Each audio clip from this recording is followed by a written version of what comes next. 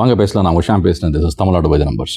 நம்ம corruption, ground water shortage, மணல் கொள்ளை பற்றி தினமும் வந்து நம்ம பேசணும் ஃப்ரெண்ட்ஸ் கிட்டலாம். ஆனால் ஒரு முக்கியமான கேள்வி, நல்ல மனுஷங்க நம்ம இருந்தாலும் எப்படி வந்து ஒரு சொசைட்டி மொத்தத்தில் தப்பான முடிவில் எடுக்கிறது?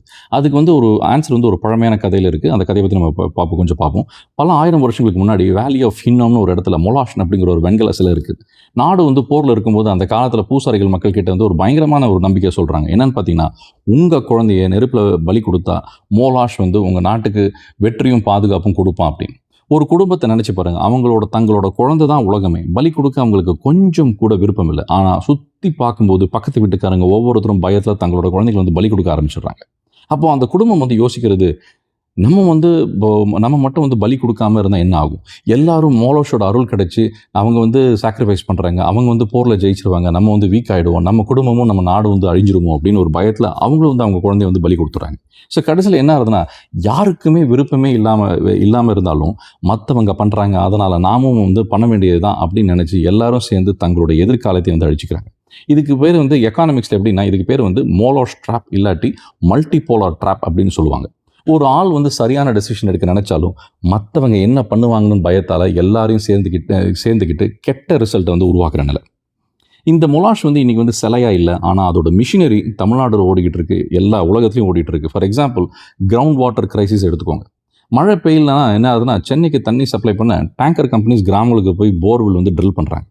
ஒரு டேங்க் ஓனருக்கு கண்டிப்பாக தெரியும், இப்படி அதிகமாக தண்ணி எடுத்தால் நிலத்தடி நீர் வந்து ஒரு நாள் தீந்துடும் அப்படின்னு.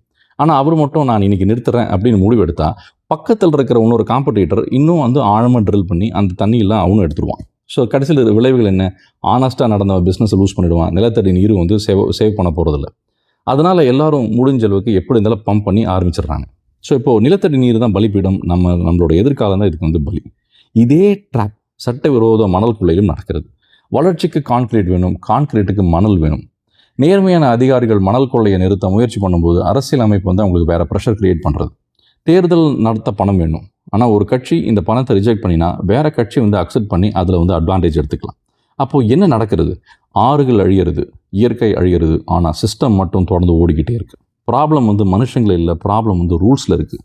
அதனால் சொல்யூஷன் வந்து மொராலிட்டி மட்டும் கிடையாது, கேமோட அந்த கம்ப்ளீட் ரூல்ஸையும் மாற்றணும். Automated monitoring, GAS tracking, strict enforcement, transparency மாதிரி சிஸ்டம்ஸ் இருந்தால் தான் எல்லாருமே ஒரே ரூல்ஸ் ஃபாலோ பண்ண வேண்டிய நிலை வரும். அப்போ தான் இந்த மொலாஷ் ட்ராப்லேருந்து உடைக்க முடியும். அப்போ தான் வந்து ஒவ்வொரு நாடும் வந்து உருப்படும். வாங்க பேசலாம். நான் ஷாம் பேசுகிறேன். மறுபடியும் ஒரு இன்ட்ரெஸ்டிங் வீடியோவில் சந்திப்போம். மிக்க நன்றி.